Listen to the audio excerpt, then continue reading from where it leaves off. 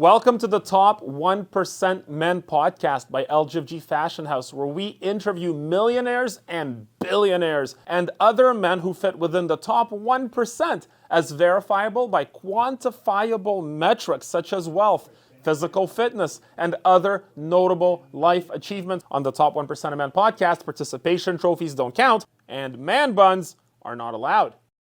The Top 1% of Men podcast, where we interview the top 1% of men, which are defined and quantified by verifiable, measurable metrics. So I'm great at things is not a qualifier to be a top 1% man. You have to reach certain status within your business, community, finances, or other notable measurable achievements. And today we're here with Anbukani.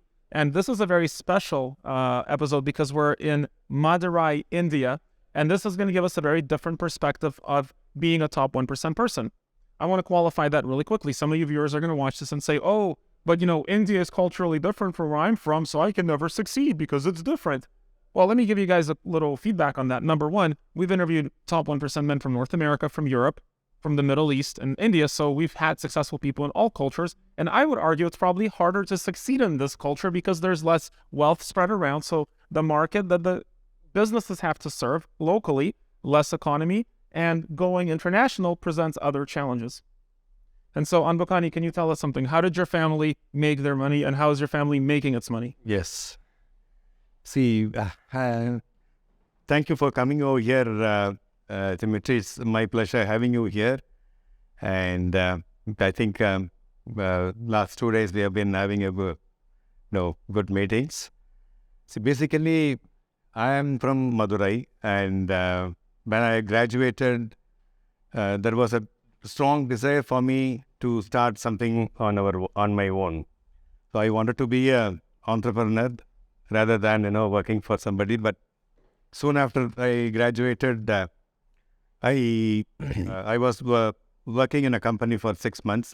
But we are a joint family, and my uncle, that's my father's brother, who was running a automobile business. He said, you're not going to work for somebody, you come and join our family business. So I had to quit my job and I have to come and join the family business because the culture those days was different. So whatever, the leaders in the family say, probably we may have to agree on that. So I was forced to come back and join his business, even though it was not, the dream what I was having in my mind, but I wanted to get my basic learning about business and how to approach bankers, how to approach a customer, or how to approach people. I got all that training from him because I was with him for almost 3-4 years, running the automobile garage and running automobile tire dealerships. I used to go to the banks, and I used to go to the the tire manufacturers, and so we used to have a lot of interaction through him, and that gave me a lot of insight about the business. And 89, it was around 1989, yes. After I got married, I was in fact postponing my marriage, because I want my dream to be first fulfilled, then, unless the marriage, but then that happened the other way. But soon after my marriage, I got a lot of opportunities, and then my father, he was from textile industry. He served almost 45-50 years in textile industry. So then that gave me an insight. So I should start something in textiles, and not competing something directly with him, but then because he was working for a textile mill here called Tyagaraja Mills, with whom he spent his complete career, 45-50 years. So then we wanted to do something different from the verticals of doing garmenting, which is different from their product lines. So that's how we started. But when we started, the first question was, should we do it in Madurai or should we do it in Bangalore or Chennai? Because those days, Chennai and Bangalore used to be the garment hubs. And getting the customer to Madurai was rather difficult those days. And it was very difficult because initially for 6 months, we couldn't get customers, and we couldn't, we set up the factory, we had world-class facility. We started with 40-50 machines and with 70-80 people. But then getting the order or getting the customer was really a tough job those time because the connectivity was poor. But then we decided, okay, somehow we have to manage, and we approached. Finally, we got to know about one French customer. He came here all the way from France, and then he gave the first order. So that started our yes. There's a couple of points I wanna shout out to our audience here. So number one thing I'm hearing is that the audience is gonna think, they're gonna say, oh well, of course you made it because you had family already in business and they gave you an opportunity to work in their company. But this is actually one of the topics we haven't explored too much before. One of the biggest complaints I see online, people say, well, of course Jeff Bezos' company made it. Amazon, his parents mortgaged their house to give him money to start his company. My parents didn't mortgage their house.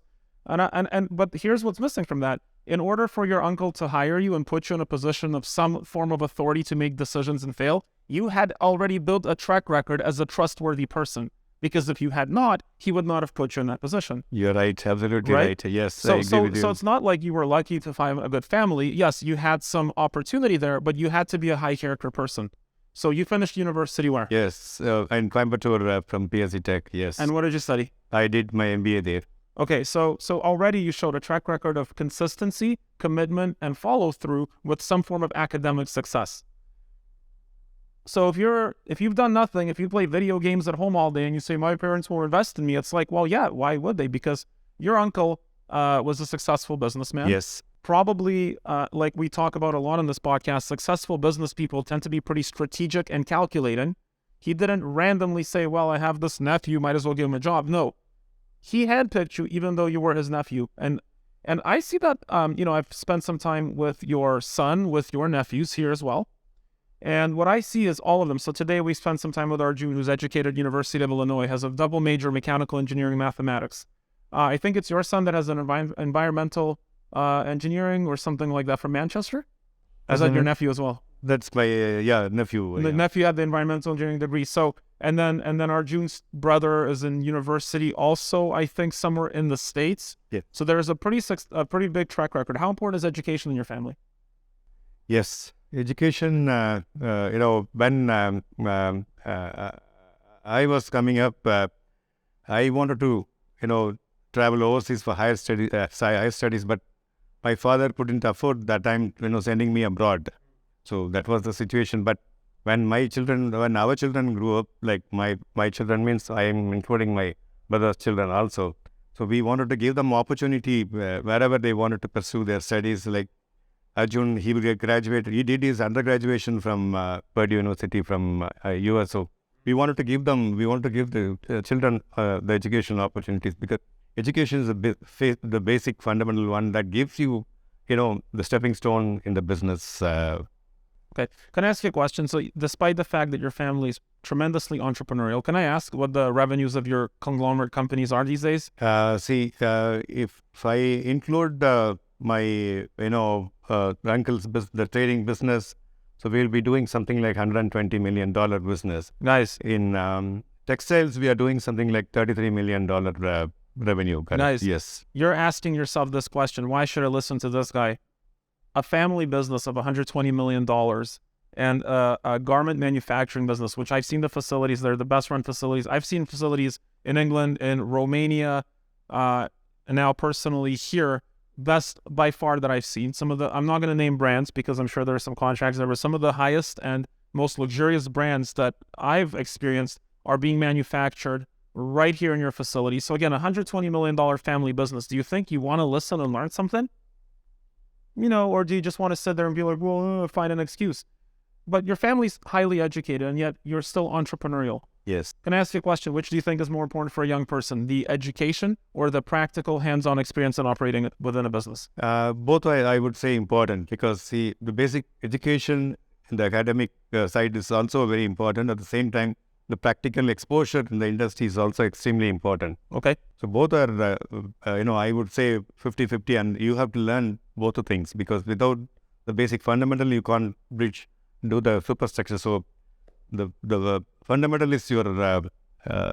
See, some fundamental knowledge. Yes. Do you think that applies with a liberal arts degree? For example, if your nephew or your kids went to university and studied art, literature. Do you think that would have been as useful as studying a technical field as they did? Whatever discipline you study, that's a different matter. See, what you learn while you are doing your studies, plus you're pursuing studies is very extremely important. Okay. Because see, basically, I wanted to tell you, when I was doing my undergraduation, I happened to visit one of the engineering industry here in Madurai, which is based out of Madurai, and they were doing railway signaling equipments manufacturing at those time. That was way back in 1983. And I was wondering, somebody sitting in Madurai is able to, get a market throughout India. So basically, the place is not the matter of, to decide on the business. So that was my, the first fundamental principle that, and when people suggested me to set up facilities in Bangalore and Chennai, we opted to Madurai because we wanted the family also to work in the business. Okay. If I had set up this facility in Bangalore or Chennai, that situation could not have been, possible. So that was one thing. And then we wanted to give back something to the people of Madurai. So basically, we wanted to give job opportunities for the people of Madurai. In 1990, there was no other organization in Madurai, giving employment opportunity for women in Madurai. And we were the first to provide employment opportunities for And you're the biggest employer in the city today. Correct, yeah, it's about 3,500 So this people. is interesting. This is really interesting, Anbukani, because one of the things that there's a misconception about people who are successful entrepreneurs, who are business builders, is that they're implicitly selfish. However, in my experience in interviewing folks that own companies worth hundreds of millions of dollars, they're some of the most selfless and philanthropic people that I have ever met. And it seems that the driving factor, aside from some of the family matters, the driving factor in your decision to set up a business here against the advice of others from the industry was that you wanted to develop your community. Exactly. Why? Basically, we are from a family, our family is basically entrepreneurial family, and we normally want to provide, we want to grow together with the family, and that was, the principles which were been taught by my father, my grandfather. So that was one of the decisions, I got from them, and that is why basically we wanted to start here. How much guidance and mentorship, and what kind of example was your dad to you in business? Yeah, my dad, he was, basically, he was the mentor for my business in this industry. And my father's boss, he supported me a lot. He gave me a lot of guidance, and when we wanted to set up this facility, because my father worked with them, and he had a very good, reputation, or I would say the trusted relationship with them. So when I wanted to venture into garment industry, they supported me like anything in the initial stages. That gave me a lot of moral support, though, it has helped or it has not helped, that's different. But then that gave me a lot of moral support when I started the first industry. Because it was, the initial period was a tough period. We couldn't manage, meeting the wage commitments of the employees. But my father was very disciplined. He said, end of the month, when the workers go home, they should carry their pay packets. And that was the discipline he taught us. And he wanted to make sure that, I follow that principle. So right from the beginning, we are following that, principles in business and the ethics in the business. And we are in this situation. It's because of all this, guidance and mentorship from my father, my uncle, and my entire family, yes. Well, there's two things I picked up from that. Number one, your father taught you the timeless principle that leaders eat last. Leaders eat last, which is a timeless principle. But also something interesting I heard in that story just now is that your father had a boss that believed and mentored you in some ways. And this was a person that your father obviously trusted because he had worked for this person. And that's real interesting, because a lot of success sometimes I find it's not only who's immediately available in your family, but it was also a wise decision from your dad to put his trust into a person that he saw as a builder. And that person also had a philanthropic sort of enthusiasm to help you. So again, we see the cycle of successful people want to help, want to develop. The problem isn't so much that successful people don't want to develop you, it's that you have to be a person that they want to trust and invest into because you have a track record of being reliable, of being strategic, of being dependable, of making good decisions. And so again, the personal responsibility before somebody invests in you comes on you. You have to be the person that takes the charge. I have two more questions. Here's an interesting one. You guys have a merged business family. Yes. For our podcast listeners, this is a new concept because this is our first interview in India. Can you describe what that means to have a merged business family? See, when I was until I was 28, we all lived together. My father, my father's brothers, we all lived together in the same house, and we used to share the kitchen, common kitchen also. So that was the kind of setup we had when we were coming up, and all my cousins, we used to call them brothers only. So they are all, although I have my own brothers, but they are also called brothers. So we were all brought up in the family as brothers and sisters. So, and then see, basically, whatever I do, I don't want to do something it's for me. I always want to ensure that it's for the family and it's for the community.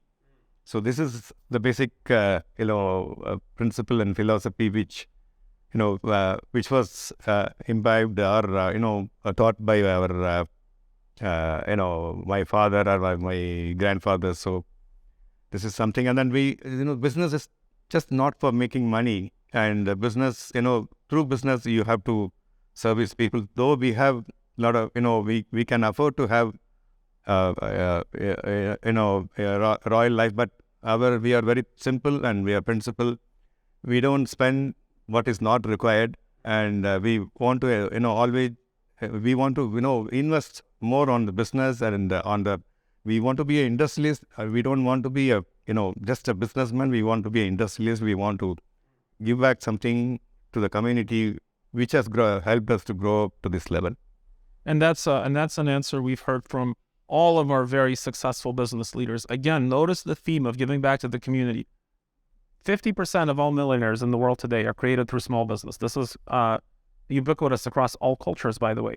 Who creates the jobs? Who provides the tax revenue for the governments? It's the people that create the sales, that are driving the economy, that are increasing the velocity of trade through payroll tax, through sales tax, and other ways for governments to capture the entrepreneur's effort. It is, in fact, the entrepreneurs that build the communities. It is, in fact, the entrepreneurs that invest in human development the most, because without human development, you don't have a company and I don't have a company. That's what human development means. And then my last question, this is a bit of a sensitive topic. Were you arranged married?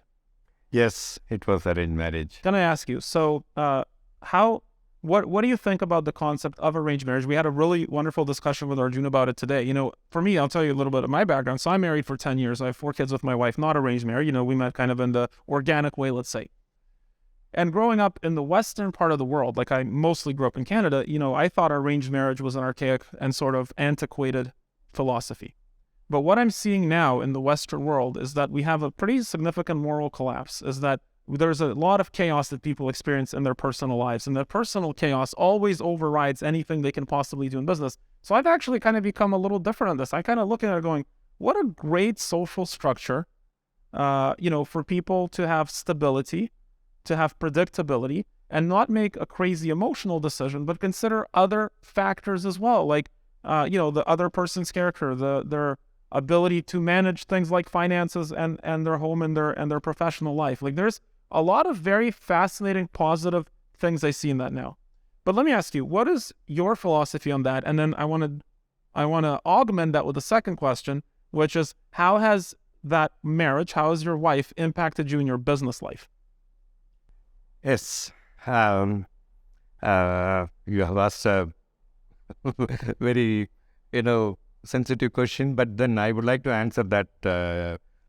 Basically, the relationship, husband and wife, basically we are born for, it's complementary to each other. What is lacking, the other person supports.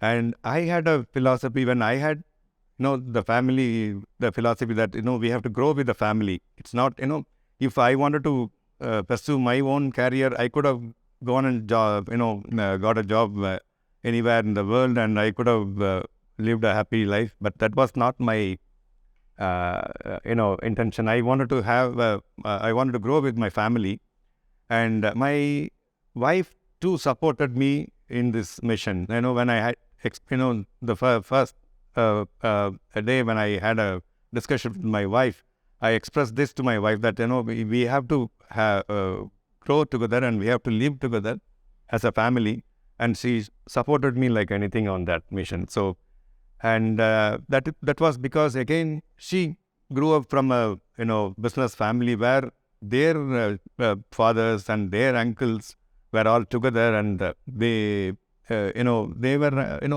in business. If we have to succeed, you have to have either you have to be big, or if you are small, you have to get united together, then you can become big. So this is my mantra in business. So, and again, my wife, see, there is a misconception about arranged marriage and the way the Western people decide on the marriage. See, when you trust someone, the other person also trusts on you, has the equally same trust on you. There is no question of any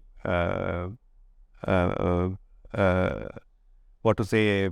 See, both principles are going together, and the life goes very, very, very good. I think what I want to say here is the people have to have trusted mind between the husband and wife, and then they grow a family, and the family grows community, and that is what I think it's what we can what we have. It's not just living in this world, but it's something creating a history in this world is very important. At least you should leave a footpath in this earth before we go to this we go from this point. So that is what I aspire, and that's what I pursue in my life. Yeah, and I totally agree with that. Again, I want to just address the viewers for a second. Business can be pretty chaotic. Fires happen, not necessarily physical fires, but fires happen. And the stress, I can't, but I would like to know the stress of running a $100 million family enterprise. I aspire to experience the levels of stress that you enjoy, and the levels of chaos that brings. But when you're out there conquering the world, and you're faced with the chaos and the competition of conquering the world, you can't afford to have chaos at home. You can't afford to be putting out a fire in the house and outside the house. And every single successful man that we've sat down with has always said the same thing. My wife supports me. My wife has always supported me. My wife is behind me, and she makes my life a little bit easier, perhaps. And I think it's interesting in your case as well, because, the marriage had a strategic aspect to it also with your wife's family background, that she had an understanding going in of perhaps, maybe not all, but most of some of the things to expect going forward. Would you agree with that? Yes. See, there will be differences of opinion. When two people are there, definitely there will be differences of opinion. And when we are working collectively, it's very important that, we explain what you perceive and what you want to, do out of that, so that's very important in business. Normally, when there are differences do come. It's not that, we never had any the differences are there, but then we all sit together and we come to a consensus later. There could be some, conflicts or some, but then we make sure that at the end of the same day, we all sit together and we come to a consensus, and after that, nobody creates any, different. Sure. I love that. I'm going to close on this. I love the concept, work it out. I asked Arjun today in the car, I said, Arjun, can I ask you a question? People that have been arranged marriage. He's like, sure, I have. I said, did they ever get divorced? And he said, well, let's put it this way. If it was heading that way, people in the community would talk to the husband, would talk to the wife, and they'd say, find a way to work it out. You are right. I love that. And in the Western... Yeah? See, there are days when I have not spoken to my wife and there were some quarrel between us. But then my mother, my father, they used to ask me, what happened? Why? What is that? No, you have to support her. You should not leave her like this. So that kind of, supports, we used to get from the elders. So this is something great, I would say, in a joint family or when we live together. No, I love the concept. I think that now what I see, especially in the West, is a lot of young people don't understand the concept of commitment. And that does not only in relationships. They jump jobs. They change jobs every 2 years. This is the norm now. Is you change companies every 2 years. You change partners every 2 years. I don't know any successful entrepreneurs or any successful business people or people in general that change jobs every 2 years and change spouses every 2 years. In general, there's a concept of commitment. Now, in the Western world, we have it a little bit differently. We have it under the sort of influence of the Abrahamic religions, where if two people get married, then God enters the relationship and God says, make it work. But that's a concept, and most people, need a little bit of outside extra support to sometimes follow through on your own principles. It's nice to have a personal coach sometimes when you're working out to make sure that you do the damn thing you said you were going to do, right? So that concept of commitment, I'm hearing a lot of what you're saying, kind of reverting back to some pretty ancient principles. Things that we have to do right, even when things are going well. Like, for example, we're not going to lavishly overspend. We can afford it. We can afford to make some mistakes, but why make a mistake when you know it's a mistake? So again, this is a theme that comes up a lot, is being strategic and being principled. So I want to thank you so much, you guys. Henry, that's okay. I want to do a quick intro here because I didn't do it properly the first time. Anbukani and his family run a over $100 million enterprise. So we have the true privilege of speaking with somebody that runs a operation that can be considered globally successful with a textile trade. Thank you, Dimitry. Thank you for this interview, and I'm happy to have you here in this place, Madurai. I always tell my customers, whoever they come here, please do, when you come here, I will not give you much, trouble or headaches. You come and do business with me peacefully. That's the kind of, trust I want to normally give to my customers. And when people, when in the earlier stages, when people have, coming to Madurai, they used to think that, they are going to waste their, lot of their time. But I used to tell them that there are three big things in Madurai. One is the temple, which is the magnificent one, which was done like 3,000 years back. And the hotel where you're staying at Taj, the property is something great. And the factory, our factory, these are the three amazing things you can see in Madurai. So I always tell my customers, please come here, spend time with us, and go back peacefully with, a lot of good memories. So thank you very much, Dimitry, and thank you for coming over here and spending time with us. Thank you. Guys, wisdom. Watch out. That was great.